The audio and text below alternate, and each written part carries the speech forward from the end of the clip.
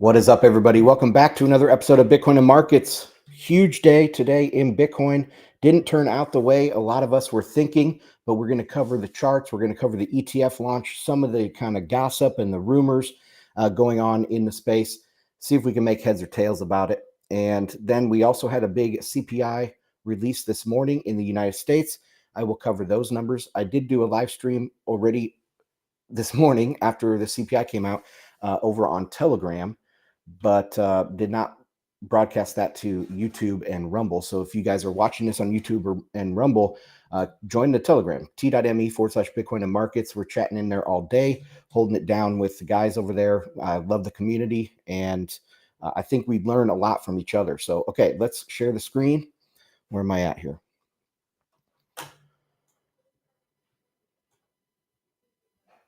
bitcoinandmarkets.com. That's the homepage. You sign up for the free weekly newsletter. Also have different tiers, different things going on the website, like our monthly price forecast competition. You can join that if you become a paid member. Appreciate everybody that joins. And the person that has sent a couple tips over Strike and Cash App. I appreciate that, guys. You can also tip the show on there. You can look at the description down below for those links. Okay. Where are we going first? Let's go to the charts, actually. Let's go to the charts. Here is the Bitcoin chart. D-Day for ETFs was yesterday, of course, and today we rallied all the way up here to 49,000. So we started at 46.6 and we rallied up to just over 49,000. That did hit my Fibonacci retracement target. So I've been talking about that for a long time, going back probably maybe even a year, going back to what the targets could be going into all year last year and then into the ETFs and into the halving. This Fibonacci target was between 48,000 and 50,000. So we breached that, got into that target. But a lot of us were thinking, oh man, this is going to continue higher. You know, we were joking on the live stream this morning about going up $10,000 in a single day. We got over $2,000 in a single day, but it sold all the way back off. One of the things I said this morning was, yeah, people were buying the open of the ETFs and it goes up 7-8% and they sell. That's a good day's work for a lot of traders out there. So we don't know exactly the market dynamics that are going on. We do know that there is some confusion on exactly when these ETFs have to buy the underlying Bitcoin. And I'll just bring up a couple of those comments that we were sharing on Telegram. If I can zoom or scroll up here and bring it over to the other screen. 1 second, guys. Sorry about that.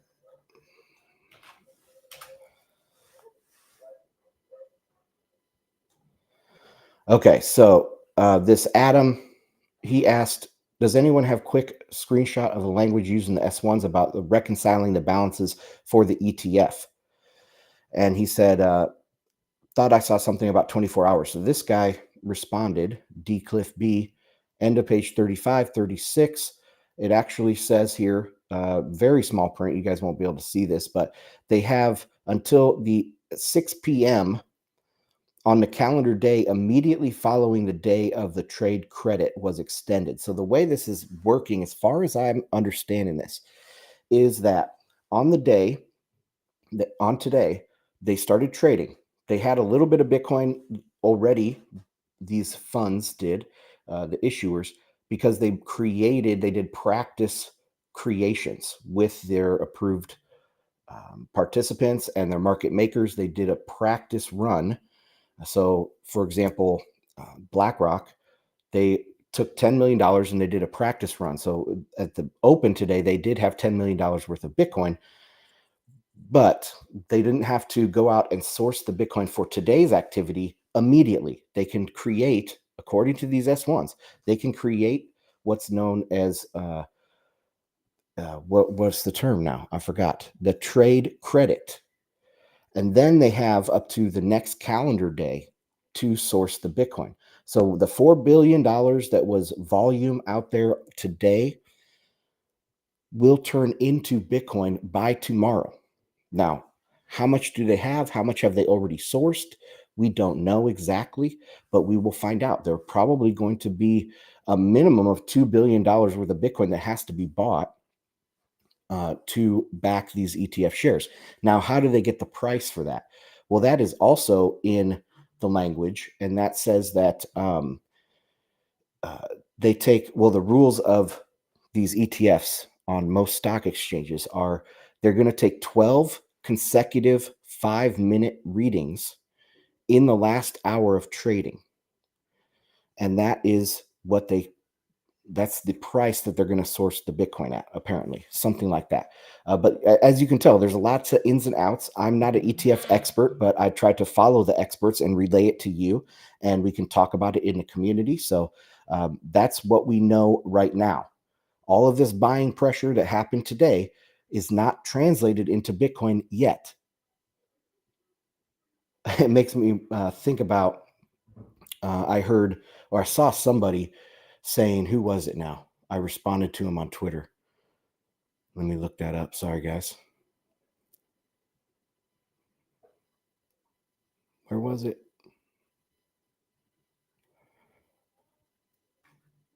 Oh, it's under replies. Okay, so it's Trey Sellers, and he was saying, I guess the Bitcoin ETFs were priced in. And this is a ongoing debate in Bitcoin and in economics in general, that things are priced in, the efficient market hypothesis. And that says that, well, there's strong and weak versions. The strong version of efficient market hypothesis is that everything is priced in at all times, at any one moment, any available information to any participant. So it could be insider information. Any information available to any participant is priced in, is already reflected in the current price. That's strong, efficient market hypothesis. Then there's the weak version that says any widely known information is already currently priced in. Okay, that's fine. But that when people say things like the ETF is priced in, what does that mean? How can the ETF be priced in? I mean, the concept of an ETF, that the realization that we're getting an ETF is priced in, but the effect of the ETF being launched is not priced in. It can't be priced in. So the knowledge of an ETF is priced in, but the actual effect, the mechanism of buying the Bitcoin to back the ETF cannot be priced in. And so that's what I responded here. I said, yeah, this launch is priced in because it was just a bunch of paperwork, but the buying and supply shock hasn't even started. So that's what I have to say about being priced in. Okay. Other things coming is that there was a bunch of, let me find that tweet. Sorry. I'm all over the place. Where was it? I thought I pulled it up here. Here it is. Um, so the big kind of news out there is that Vanguard was not allowing their customers to buy Bitcoin. And then Merrill Lynch, it came out that Merrill Lynch wasn't allowing people. I mean, I think they were allowing very high net worth individuals like accredited investors. And if you filled out a 2-page form or you read a 2-page form and signed it or something, that you understand the risks of trading Bitcoin, which is a step a lot of people aren't going to go through, right? But it came out that it was Vanguard, Merrill Lynch, UBS was doing stuff like that as well. And now latest is JP Morgan is putting a parental advisory sticker on the ETF. So when you go to press buy, it says, like, this is a very dangerous product. Are you sure you want to buy this? I mean, that's manipulation. That's market manipulation. You have to be an adult to get the account, and it's your money supposedly, and they're putting this parental advisory sticker on it. I mean, it's ridiculous. But a lot of people were out there closing their Vanguard or moving their Vanguard funds over to Fidelity because Fidelity is the most Bitcoin friendly. Well, Van Eck is Bitcoin friendly as well, but they just run like ETFs and stuff. So yeah, they're moving it over to Fidelity, going out of Vanguard. I had a tweet as well this morning saying that these guys are making a huge mistake. That, well, let me just go and bring that up. Oh, where's my, where are you?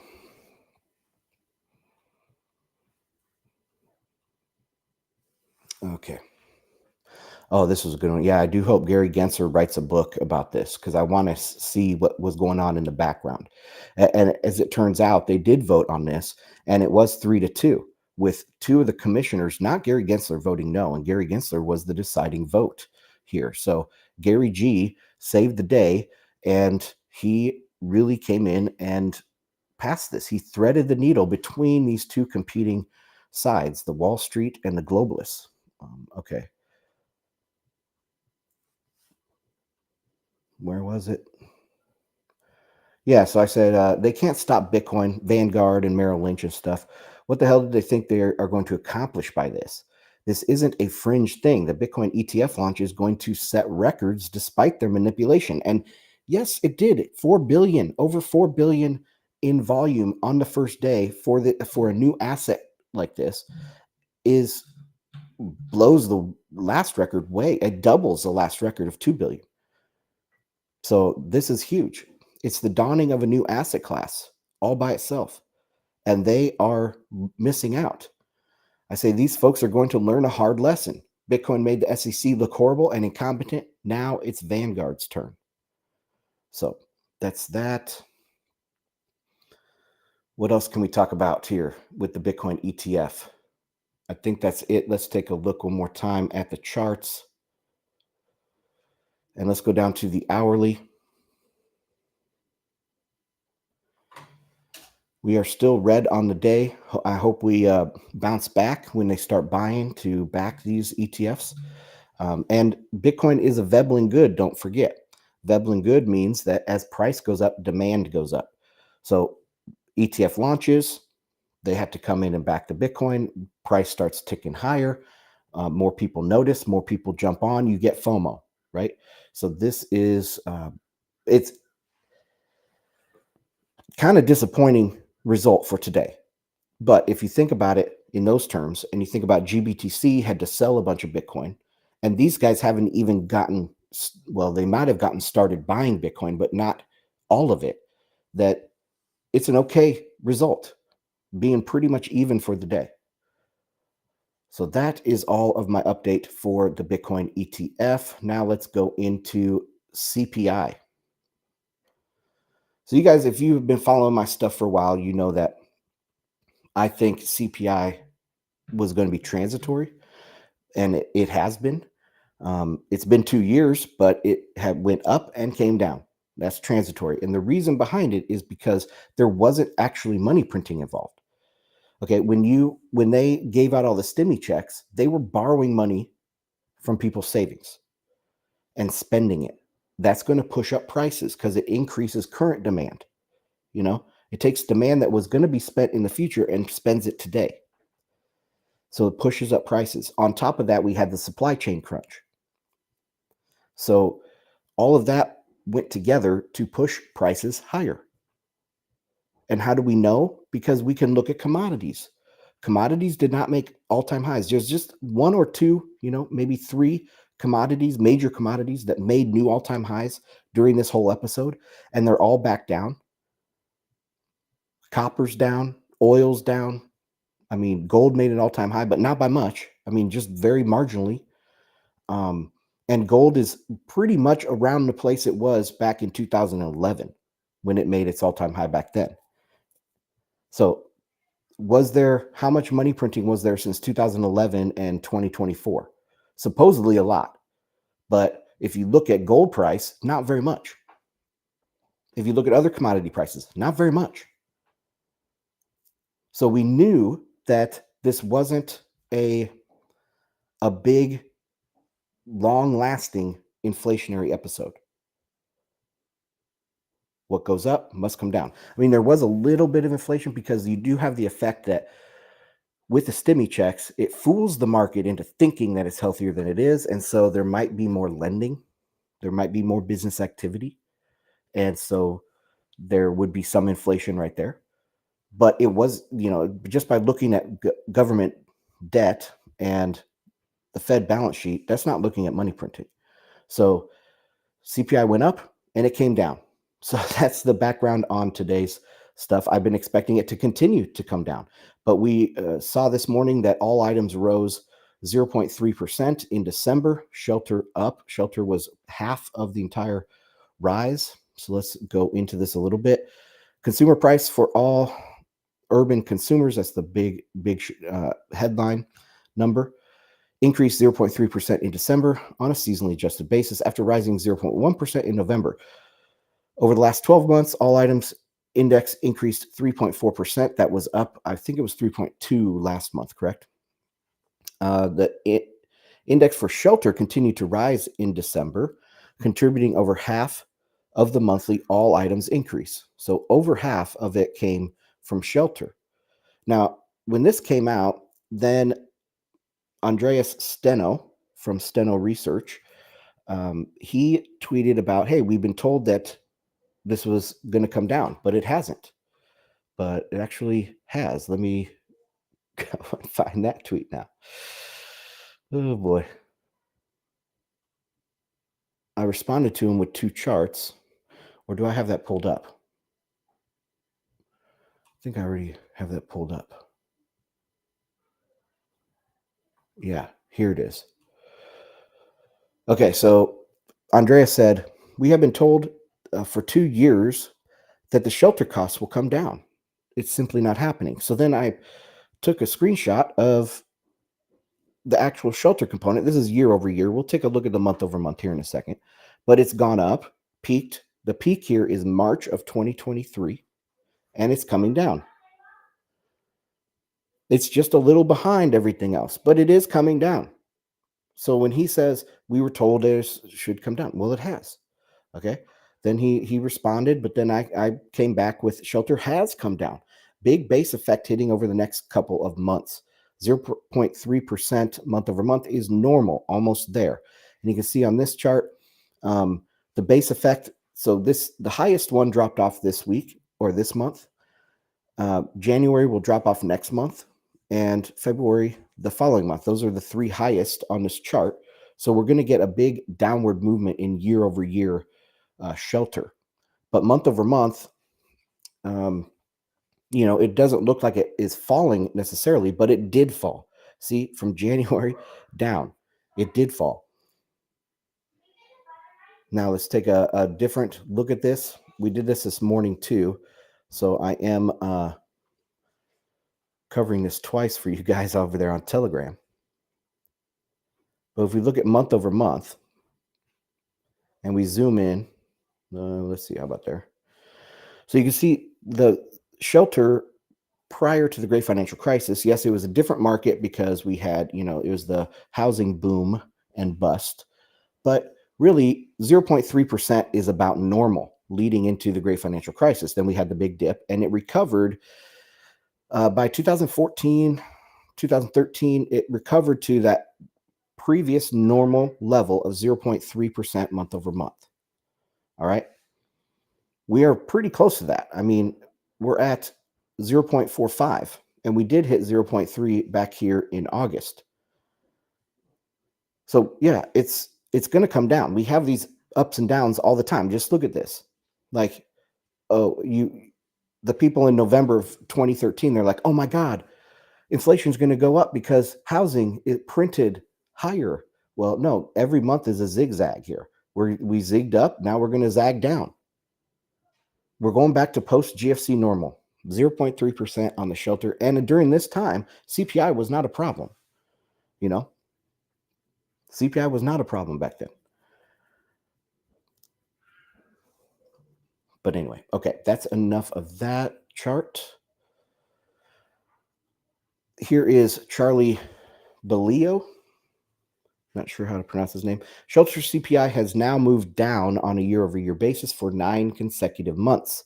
Year-over-year basis, that's important. From a peak of 8.2 in March of 2023 highest since 1982, to 6.2 today. Given its long lag versus real-time data, a continued move lower is expected, which should lead to a continued decline in core inflation. True. This has a long lag. We've been talking about this for a long time on the show here. The shelter doesn't have a mind of its own. It's going to come down. And the reason for the lag is because people don't sign new leases every single month. They sign, maybe they just signed one last month. They're not going to realize the lower prices and the drop in rent for another year. And owner equivalent rent lags that even more, because owner equivalent rent is really driven by the people. Well, what it is people who own a home, how much could they rent it for?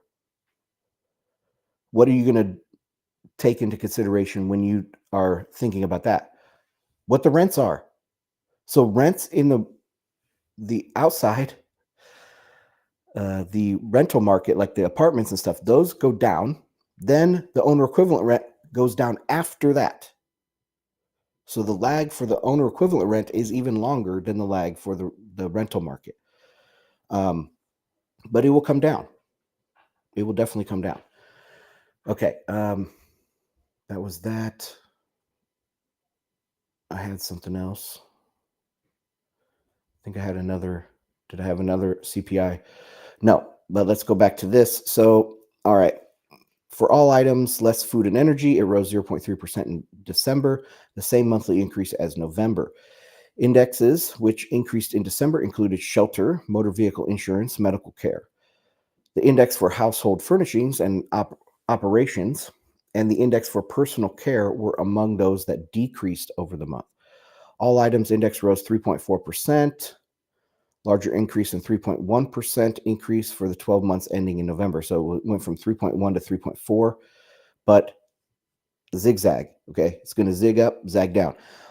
All items less food and energy rose. So the core rose 3.9% after rising 4% in November. So core, which is more related to what the Fed looks at, that still decreased. And that made me think of something else too. So the shelter component is counted differently all over the world.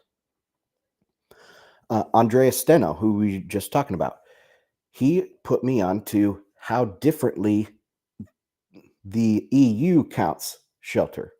They have a completely different methodology. And the way they count it, it doesn't have the long lags that the US shelter component has. So their inflation was going to come down faster. I thought that was very interesting. But pretty much every jurisdiction is going to count shelter differently. Just within the United States, the PCE and CPI, they measure it differently. They have different questions and different survey data that they use. They measure it differently. So shelter, I mean, it's pretty hard to measure, say, food differently. You could have different weights. It might be difficult to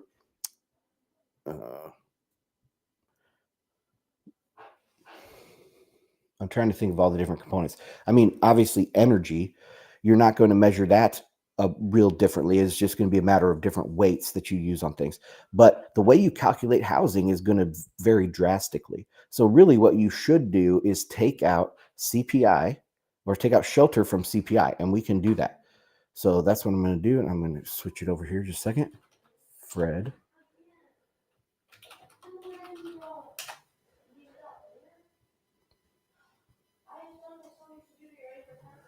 Okay, share this tab now.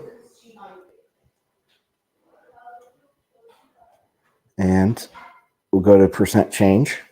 And look at that, guys. It's negative. Wow. So if we just take out shelter, November was negative 0.5%. And December was still negative 0.36. If you take out shelter, that's measured differently all over the world.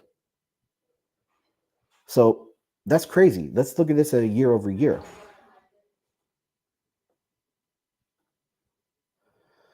So year over year, if you take out shelter, we're at 1.88% for the CPI. That's what I think should be making headlines. Okay. Enough of that. Let's go on to a few random topics.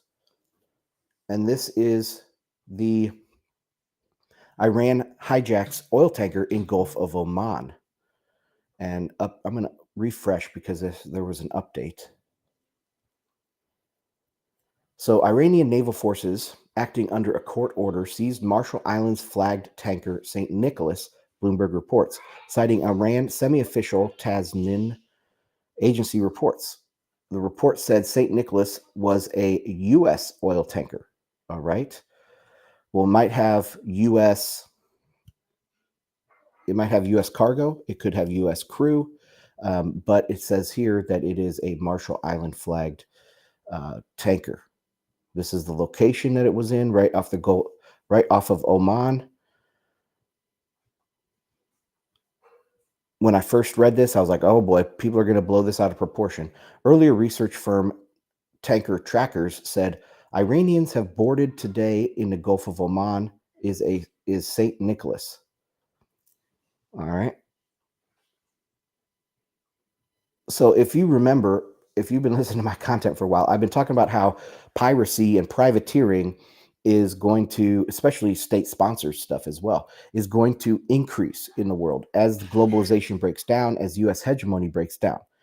This is just another example of this. This isn't really new. There was a spat a few months ago where Iran, they go through their courts and they say, this company did something bad. They have a ship right here. We can seize it to get what's owed to us. And the courts say, give them the blessing. And then they go and seize the ship. So they did that several months ago. Then the U.S. tit for tat seized one of theirs.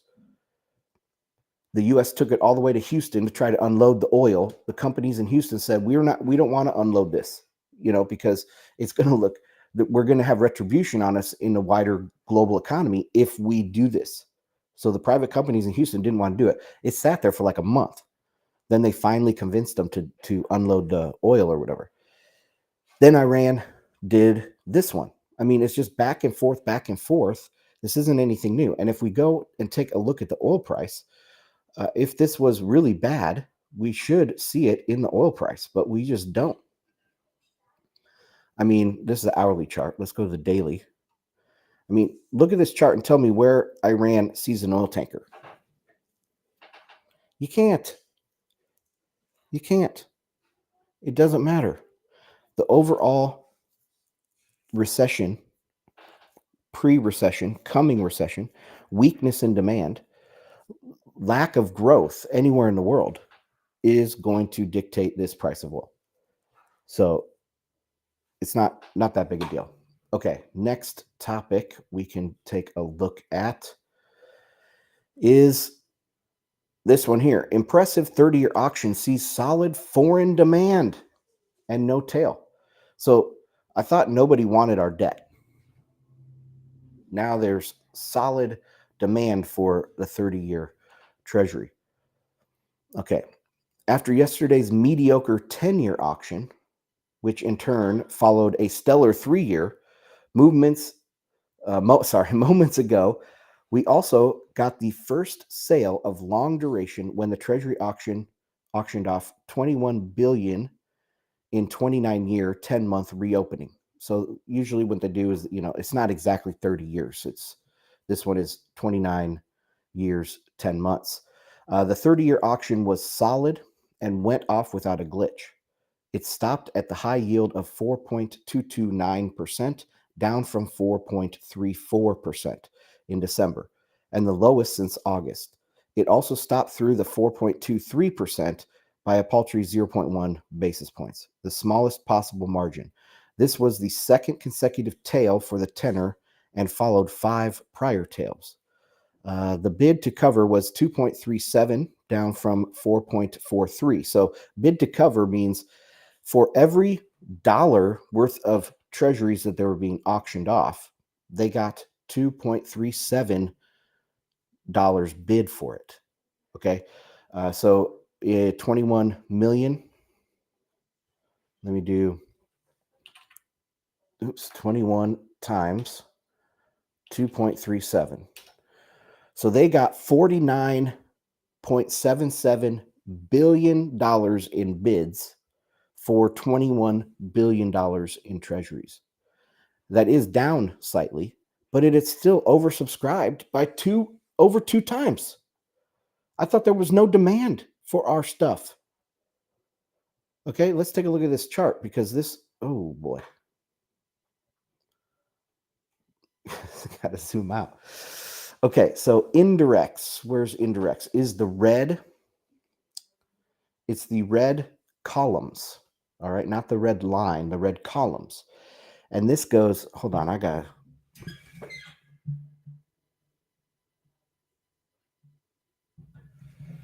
right, this goes back to 2009. Trying to read this tiny print here, 2009. But you can see since 2009, what has the red columns done? It's gone up. I thought there was no foreign demand. Who's going to buy our treasuries? This is oversubscribed. It was a massively good auction that pushes the yields down, and the indirects continue to grow.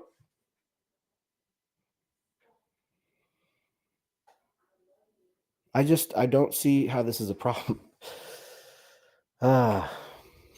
Anyway, let's go look at the chart for the 30-year. I got to go in here. 30-year. What is this? Oh, this was the catastrophic auction. Yeah, so this arrow right here, back on November 9th, is this a weekly chart? No, it's a daily. Back on November 9th, we had a catastrophic 30-year auction. Catastrophic. And what has happened since? It's been pretty much straight down. That means bonds have rallied since the catastrophic 30-year auction. So many bond bears out there said, oh, this means, interest rates are going to continue to go up. Inflation, everything's going higher. And I'm like, no, this doesn't matter. It's a pre-recession period that we're going into. Everything's getting tighter. Money is getting tighter out there. And so yields have to come down. That's all there is to it. Okay. So that was that. Let me just return to my website. And I'm going to go into the comments and see what you guys are saying. If anybody's making some comments out there. Where we got chat. So, Philip, what's going on? Dex Invictus back with us. So now Grayscale Philip says, so now Grayscale GBTC 643,500 BTC that was in the trust is fluctuating amount with buying and selling. Yes, that is true. Kind of. I mean, okay, so, if you go out there and you buy a share of GBTC, there's a seller, right? It's a net thing. So you can buy it from somebody, or the net change is going to be what happens. So if there's, I don't know, say $1 million more in net demand, then they have to buy $1 million worth of Bitcoin versus, selling it. But that's how I understand it works. Great content as always. Been following you for a long time. I also follow Tom Vase. You guys are usually spot on. Keep up the good work. Thank you, Raphael. Yeah, Tom Vase. I've talked with him. We interviewed him for FedWatch, and I appeared on some old World Crypto Network content with him. Always really liked him. He's always been a big Bitcoin maximalist, which I am. So we see eye to eye on that stuff. We don't see eye to eye on a lot of the geopolitical stuff. He is more of a US bear, and I am a US bull. I'm a rest of the world bear. I'm definitely a China bear, Middle East bear, European bear, but a US bull, where I think that's exactly opposite for him. I know he really likes a lot of this places in the Middle East, stuff like that. But thanks for hanging out. Okay, let me go check Telegram, see if you guys have posted anything.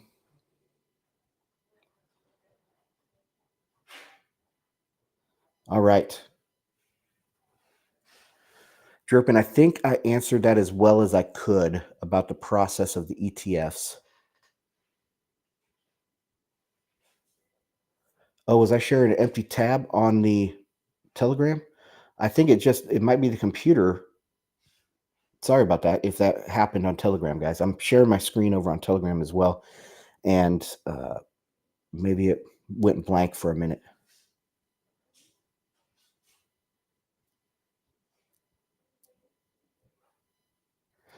Okay, Joachim, you have a good point here that rents don't really matter in CPI. It's almost entirely OEE, owner equivalent rent.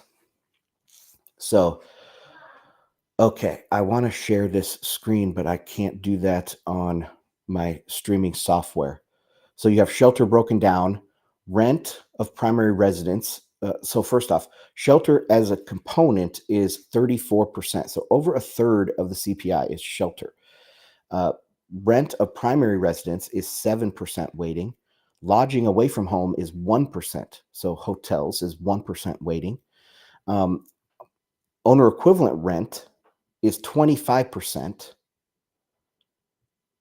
And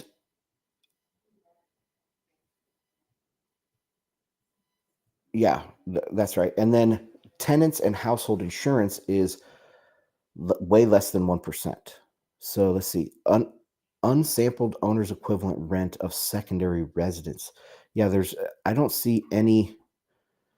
Oh, yeah. So this first, sorry. This first line is going to be like apartment rent, or renting a house to live in is 7% weighting, and 25 is owner equivalent rent. Yes. And you can see how that would be lagging. That's a lagging indicator of a lagging indicator. So it's like two derivatives down from the real number.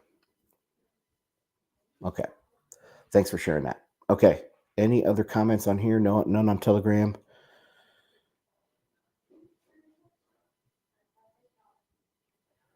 Dex says Europor near for sure. Bear. Oh, bear for sure. Yes.